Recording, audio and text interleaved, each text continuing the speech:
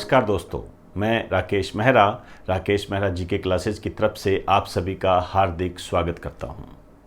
Rajasthan current GK की इस special series में आज हम गरीब कल्याण रोजगार अभियान पर चर्चा करने जा रहे हैं। हालांकि इसकी चर्चा हम पहले कर चुके हैं, लेकिन इस बार जो हमारी चर्चा का जो मूल बिंदु है वो है राजस्थान से टच कर पढ़ना। उस अभियान को हम राजस्थान से टच करके पढ़ेंगे। इसके अलावा और भी कई अपडेट है जिन्हें हम इस वीडियो में लेकर चलेंगे। ये वीडियो यदि आपको अच्छा लगता है तो आप इसे लाइक करें, शेयर करें और सब्सक्राइब करें। इसके अलावा डिस्क्रिप्शन में जो लिंक दिए गए हैं उन्हें आप ज़रूर डाउनलोड कर लें, जो कि टेलीग्राम और ऐप से संबंधित है। इसके अलावा ऑनलाइन स्टडी मटेरियल के तहत आपको जो ऑफ़र दिया गया है वो 14 अगस्त आज है और कल 15 अगस्त दोपहर 2 बजे तक ही वो प्रभावी रहेगा। इसके बाद में ये ऑफ़र प्रभावी नहीं रहेगा, तो आप अपनी रिक्वायरमेंट के आधार पर इसे देख सकते हो। अब मैं अपना वीडियो स्टार्ट करता हूँ। हेडिंग डाल दीजिए गरीब कल्याण रोजगार अभियान।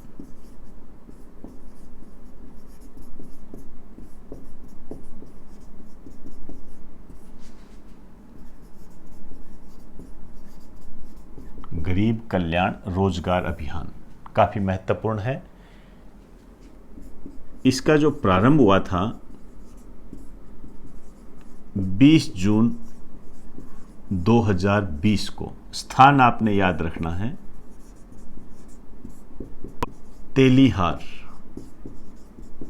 तेलिहार नामक स्थान है, और ये जो जिला है खगड़िया, ये याद रखना है आपने, और राज्य बिहार। वीडियो कॉन्फ्रेंसिंग के माध्यम से प्रधानमंत्री नरेंद्र मोदी के द्वारा इसका प्रारंभ किया गया था। एक लाइन लिख दीजिए।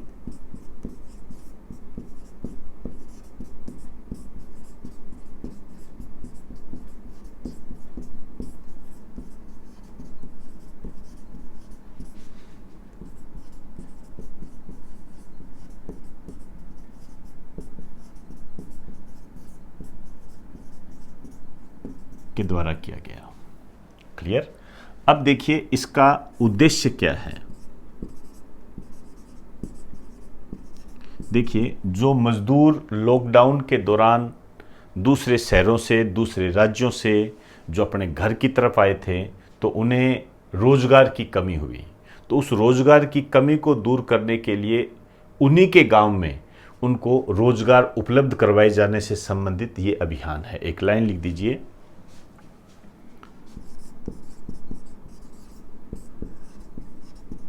प्रवासी मजदूरों को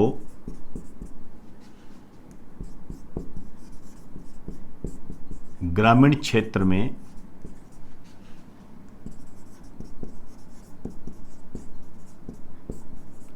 आजीविका के साधन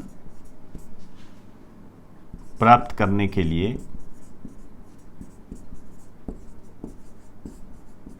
रोजगार उपलब्ध करवाना।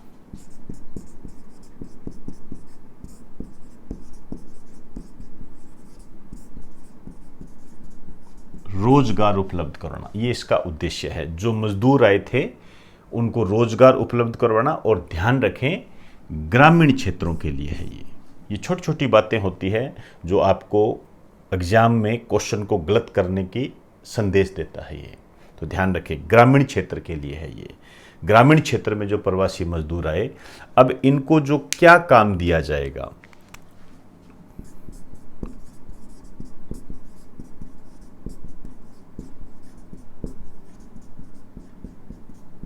मैं यहाँ पर कुछ शब्द लिख रहा हूँ, उन्हीं शब्दों को समझने का प्रयास करना। संपदा का सृजन किया जाएगा। संपदा का सृजन, संपदा का सृजन से मीन्स क्या निकला? जैसे जो पंचायती राज संस्थाएं हैं उनको डेवलप किया जाएगा। उनको सुधार के लिए जो भी काम होगा, दीवार बनानी है या अन्य साफ सफाई का काम है, वहाँ पर कोई पेड़ पौधे लगाने हैं, वो काम। सड़क निर्माण, पौधे लगाना ताकि पर्यावरण दूषित ना हो, इस तरीके की एक्टिविटी को वहाँ पर किया जाएगा। तो आप ये कह सकते हो संपदा का सृजन किया जाएगा। ये काम होगा। बेसिकली आप कहो तो पंचायती राज संस्थाओं में नई संपत्तियों के निर्माण से संबंधित है ये, क्योंकि ग्रामीण क्षेत्रों की बात करेंगे तो पंचायती राज आएगा। अब देखिए इसमें जो लागत का प्रावधान किया गया है वे कितनी लागत आएगी, 50,000 करोड़, इतनी इसकी लागत रहेगी। एक बात और बताना चाहूँगा मैं यहाँ पर आपको कि ये जो रोजगार उपलब्ध करवाए जाएंगे इसकी अवधि कितनी है, इसकी अवधि है 125 दिन, तो आप कह सकते हो लगभग 4 महीने। लेकिन आप यहाँ पर 125 दिन याद रखें। और ये जो चलाए जा रहे हैं भारत के 6 राज्यों में, कौन शामिल है इसमें? भारत के 6 राज्यों के 116 जिलों में, ध्यान रखना 116 जिलों में, ये इंपॉर्टेंट है, भारत के 6 राज्यों के 116 जिलों में। अब ये 6 राज्य कौन कौन से हैं इन पर आप गौर करें।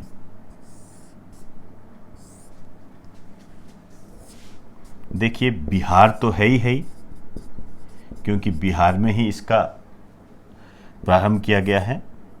यूपी है, उत्तर प्रदेश, एमपी है, राजस्थान है, ओडिशा है और झारखंड है।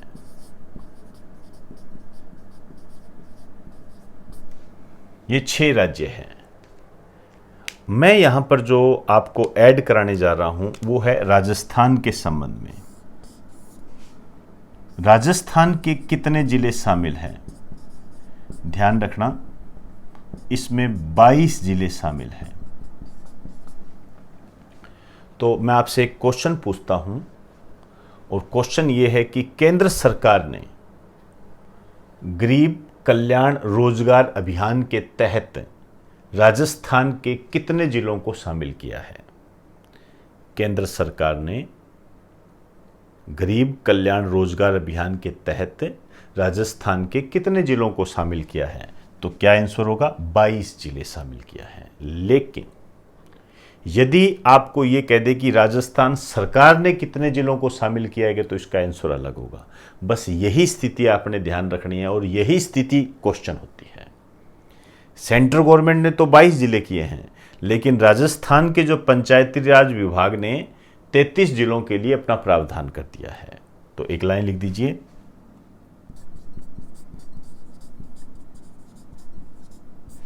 राजस्थान सरकार के पंचायती राज विभाग के द्वारा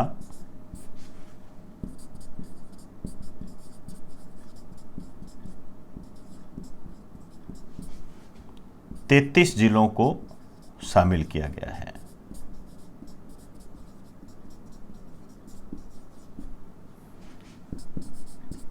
तो राजस्थान सरकार ने तो पूरे के पूरे जिलों को शामिल कर लिया है, ये बात आपने ध्यान रखनी है। तो सेंट्रल गवर्नमेंट तो 22 जिलों के लिए प्रावधान कर रही है, जबकि राजस्थान सरकार सारे जिलों के लिए प्रावधान कर रही है।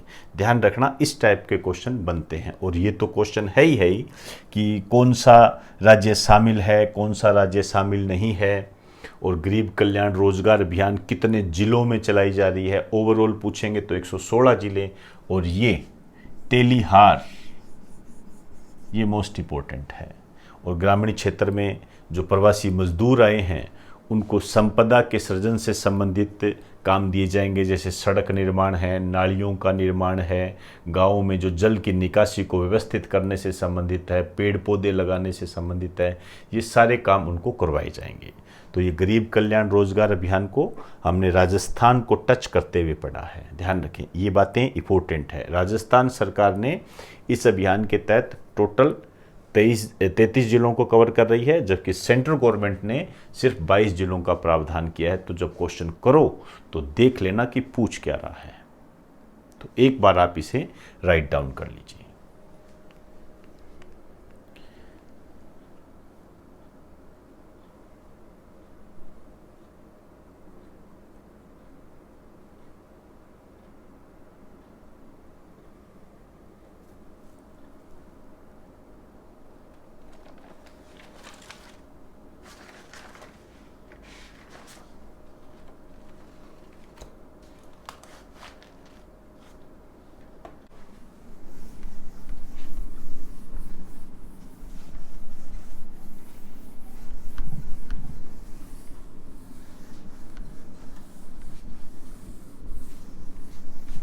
अब मैं कुछ अपडेट कराने जा रहा हूँ आपको मैं, और कुछ पुरानी बातों को ही रिपीट कर रहा हूँ।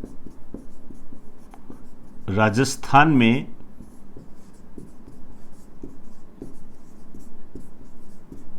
प्रदेश कांग्रेस के अध्यक्ष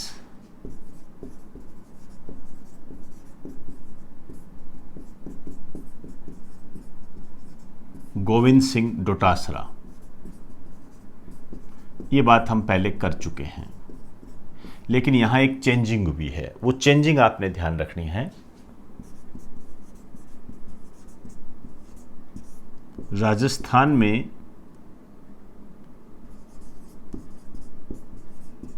युवा कांग्रेस के अध्यक्ष ये है गणेश घोगरा। अब देखिए, ये जो गणेश घोगरा है ये नई नियुक्ति है। इससे पहले मुकेश भाकर थे। अपना जो पहला वीडियो था, इससे पहले का जो वीडियो था, उसमें मैंने मुकेश भाकर करवाया था। अब वो चेंज हो गए हैं। यही इस जीके की खूबसूरती होती है, और यही वास्तव में हमें अन्य कंपटीटर से अलग करती है। यही बात हमें अलग करती है कि आप कितने नए कितने हो। कहने का मतलब है कि आप नई घटनाओं को कितनी जल्दी प्राप्त करते हो, कितनी जल्दी ग्रैप्स करते हो, अपडेट कितने रहते हो, और यही कामयाबी का मंत्र होता है। इसे ही कामयाबी कहते हैं। नहीं तो आप जानते हो कि मैं देखता हूं, आप भी इस व्यवस्था को, शिक्षा जो व्यवस्था है, भली भांति जानते हो। कई बच्चे मैंने ऐसे देखे हैं, एक पीडीएफ के संबंध में उनकी बहुत ही एक अजीब सी राय है। पीडीएफ का बवंडर बना लेते हैं, इतना उसको डाउनलोड किया, फिर उसको करते हैं। वास्तव में यदि इस पीडीएफ के जाल में आप फंस गए, मेरा व्यू है, ध्यान रखें, ये मैं उन बच्चों को एड्रेस कर रहा हूं जो मुझे मानते हैं। यदि इस पीडीएफ के जाल में आप फंस गए तो मान के चलना, उससे निकलना बहुत मुश्किल है। किसी भी बात को आपने यदि करना है, जैसे आपको ये वीडियो दिया गया, इस वीडियो को यदि आपने अपने हाथ से लिखा और समझा इसको, तो आप एक सही दिशा में चल पड़ोगे। नहीं तो पीडीएफ का जो बंडल है, ये ठीक उसी प्रकार का बंडल है जिस प्रकार से आपके वार्ड में रखी हुई किताब, जिसको आपने कभी दिन प्रतिदिन कभी उठाया ही नहीं। आप अपनी किताब को देख लीजिए। आपके पास कम से कम, जहाँ तक मैं मानता हूँ, प्रत्येक बच्चे के पास कम से कम 6 किताबें ज़रूर रखी हुई मिलेगी, ज़रूर मिलेगी। 6 किताबों, 6-7 किताबें का बवंडर बना के रखते हैं। ये पढ़ी एक भी नहीं है। कभी आधा पेज वहाँ से पढ़ लिया, 3 पेज वहाँ से पढ़ लिए, कभी उसका पीछे से पोर्शन पढ़ रहे हैं, कभी बीच का पोर्शन पढ़ रहे हैं। उस किताब को भली भांति कभी पढ़ा ही नहीं। और फिर हम कहते हैं यार 6 किताबों से हमने सिलेबस किया था, लेकिन हमारा सिलेक्शन नहीं हुआ। पढ़े तो थे ही नहीं आप। खुद आंकलन कर दीजिए। आपका जो वार्ड है, जो डेस्क जहाँ पर आप किताबें रखते हो, कम से देखता हूँ 6-6 किताबें रख रखी हैं। ऊपर से एक पीडीएफ के बवंडर बना के रखते हैं डेली, उसको डाउनलोड, फिर अपलोड, फिर उसको राइट डाउन। उसको राइट डाउन तो क्या करेंगे, लिखा तो होता ही है। ऐसे तैयारी नहीं होती है दोस्तों, ध्यान रखना। आप तैयारी आपकी होती है तो आप कर लीजिए, वो आपकी अपनी रिक्वायरमेंट है, उसमें मैं कटाक्ष नहीं कर रहा हूँ। लेकिन मेरे व्यूज़ को यदि आप जानना चाहते हो तो ऐसे तैयारी नहीं होती है, और इसका परिणाम परमात्मा ना करे आपको सामना करना पड़े। आप खुद ही देख लीजिए, आपके पास जो पीडीएफ फॉर्म है, कितनी पढ़ी आपने, खुद आंकलन कीजिए। आप जब तक किसी चीज़ को अच्छे तरीके से लिखोगे नहीं, समझोगे नहीं, आप नहीं कर सकते।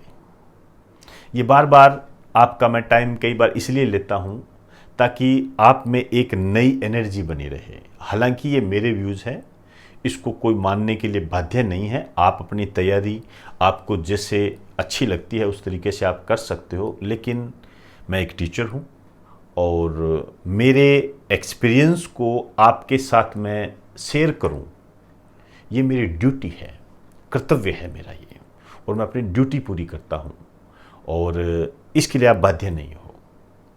लेकिन जितना मेरा अनुभव है उस तरीके से जो यदि हम सही दिशा में नहीं चलते हैं तो मुझे लगता है समस्याएं आती है, समस्याएं ज़रूर आती है। अभी आपको मैंने एक थोड़े टाइम पहले एक अखबार की कटिंग उपलब्ध करवाई थी। हमारे केसरी सिंहपुर के वो सिलेक्ट हुए थे आईएएस। उन्होंने कहा सोशल मीडिया से दूरी। अब जिस बच्चे ने उस शब्द को समझ लिया है ना कि उसने कहा सोशल मीडिया से दूरी, उस शब्द को यदि उसने समझ लिया है तो उसने जो मैंने कटिंग भेजी है या आपने अखबार में पढ़ा होगा तो उसके साथ उसने न्याय कर लिया और पढ़ के एक साइड में रख दिया। इसका मतलब नॉर्मल आपने पढ़ा, एक कान से सुना है, दूसरे कान से आपने बाहर निकाल दिया, बात खत्म हो गई। आपने उस बात को फॉलो किया ही नहीं, और जब आपने उसको फॉलो नहीं किया तो फिर जब वो उस तरीके से जब वो कामयाब हुआ है, वो तो चीज़ आपने फॉलो की नहीं, और यदि फॉलो नहीं की तो रिजल्ट कैसे मिलेगा? मानना तो पड़ेगा ना हमें उसका। यदि हम 100% नहीं मानते हैं तो 60% तो मानिए, 50% तो मानिए, तभी तो हम कामयाबी के नज़दीक होंगे। हमने क्या जान तो लिया। उन्होंने अपने वक्तव्य में ये कहा कि भी सोशल मीडिया से स्टूडेंट दूरी रखें। अब आपको लगता है कि नहीं ऐसे थोड़ी होता है यार, अब ऐसे थोड़ी होता है तो आप करते रहिए, आप तो कर ही रहे हो, तो आप तो तैयारी कर रहे हो, वो तो कीर्तिमान स्थापित कर चुके हैं। तो ये कुछ बातें हैं जो हमें सोचने पर मजबूर करती है। और सोशल मीडिया की जो दूरी की बात मैं तो वो जो मैंने आपको कटिंग भेजी थी उससे पहले भी करता रहा हूँ। तो ये कुछ तथ्य होते हैं, कुछ आप कह सकते हो प्रिंसिपल होते हैं, सिद्धांत होते हैं।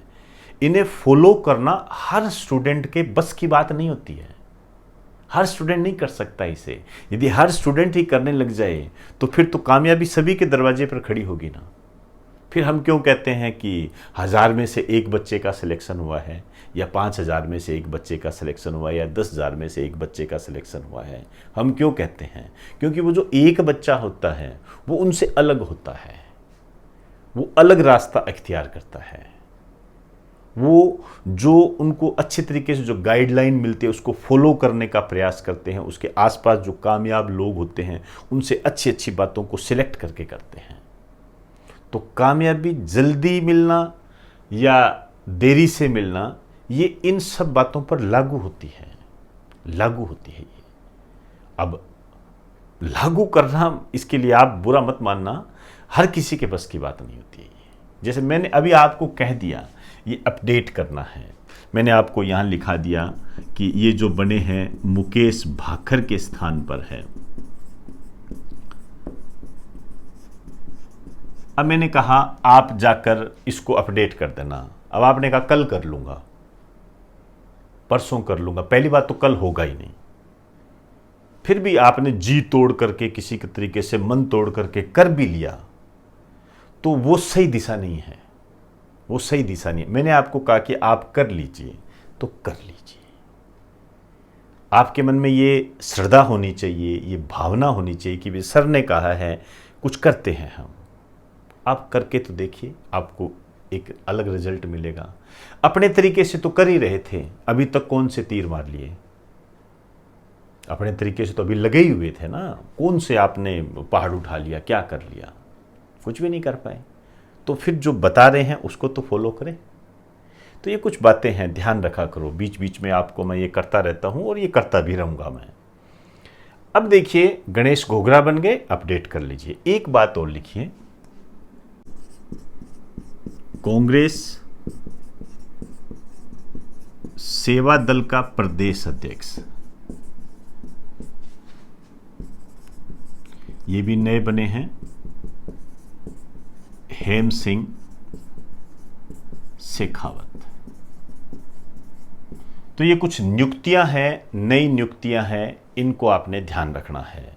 और ये जो भी चेंजिंग हुई है ये इंपॉर्टेंट होती है। तो एक बार आप इसे राइट डाउन कर लीजिए।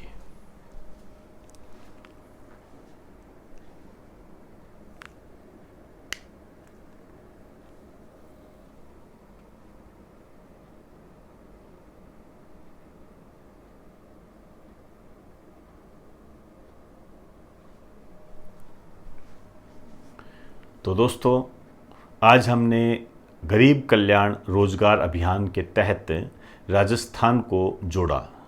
इसके अलावा कुछ नए अपडेट आपके सामने लेकर आया। मुकेश भाकर के स्थान पर जो गणेश घोगरा जी राजस्थान में युवा कांग्रेस के अध्यक्ष बने हैं, ये चेंजिंग इम्पोर्टेंट है।